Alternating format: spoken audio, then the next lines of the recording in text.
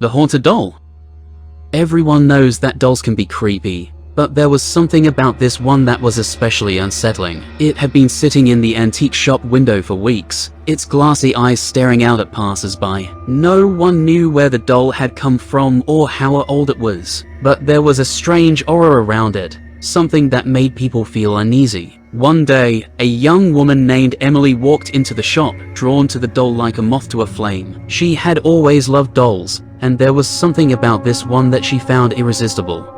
She paid the shop owner and took the doll home with her, placing it on a shelf in her bedroom. But from that moment on, strange things began to happen. Emily would wake up in the middle of the night to find the doll sitting at the foot of her bed, its eyes trained on her. Sometimes she would hear it whispering in the darkness, though she could never make out what it was saying. Things only got worse from there. Objects would move on their own, and doors would slam shut when no one was around. Emily's friends began to avoid her, sensing the malevolent presence that seemed to surround the doll.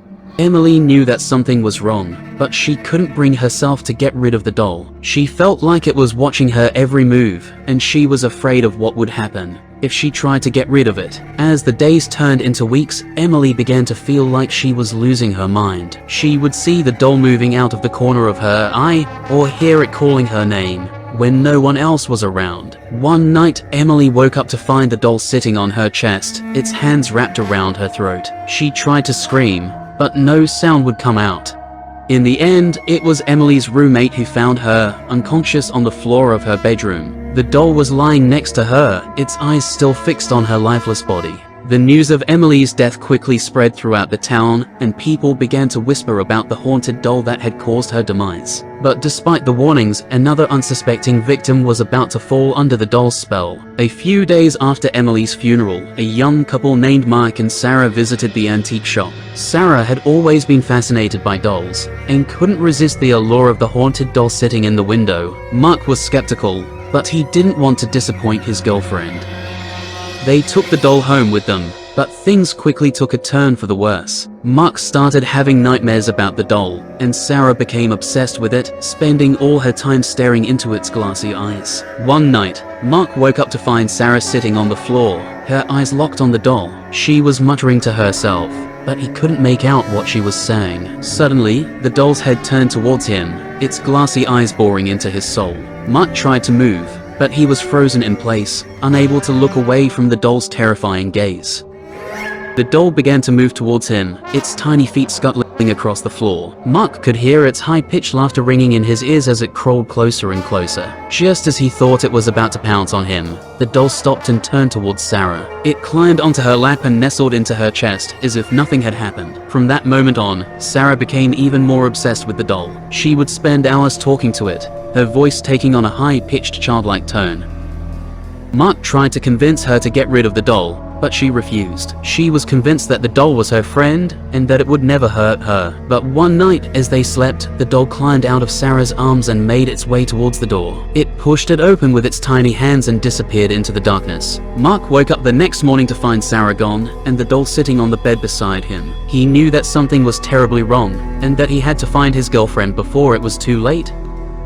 As he searched the house, he heard strange noises coming from the attic. He climbed up the stairs, his heart pounding in his chest. What he saw in the attic would haunt him for the rest of his life. Sarah was lying on the floor, her eyes staring blankly at the ceiling. The doll was sitting on her chest, its tiny hands wrapped around her throat. Mark tried to grab the doll, but it was too quick for him. It scurried across the floor and disappeared into the shadows, leaving him alone with the lifeless body of his girlfriend. From that day on, Mark became a shell of his former self. He knew that the haunted doll was still out there, waiting to claim its next victim. And he knew that he would never be safe as long as it was still out there, lurking in the darkness. Mark was consumed by grief and guilt over Sarah's death. He couldn't believe that he had let the doll get the best of them. As time went on, he became more and more obsessed with finding the doll and destroying it once and for all. He spent countless hours researching the origins of the doll, trying to find any information that would help him understand its power. But the more he learned, the more he realized just how little he knew.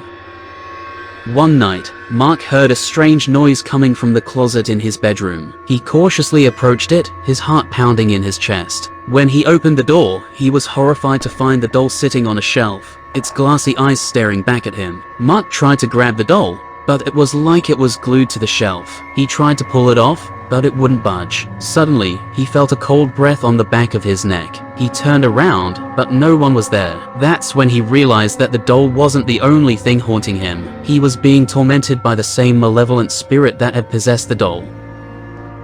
From that moment on, Mark was in a constant state of terror. He would hear footsteps in the hall, but no one would be there. He would wake up to find scratches on his arms, as if someone had been trying to claw their way into his skin. As he became more and more isolated, he realized that he was running out of time. He knew that he had to destroy the doll before it was too late. He tried burning it, drowning it, and even burying it in the woods, but nothing seemed to work. The doll always found its way back to him, its glassy eyes staring at him with a cold, unfeeling gaze. Mark was starting to lose his mind. He couldn't tell what was real and what was just in his head. The doll had taken over his life, and he didn't know how to break free. One night, Mark had had enough. He grabbed a hammer and smashed the doll into a million pieces, scattering them across the floor. But as he stood there, triumphant, he realized that it wasn't over. The spirit of the doll was still out there, waiting to possess someone else. And Mark knew that he would never be free of it. No matter how hard he tried, he was doomed to spend the rest of his life haunted by the memories of the haunted doll.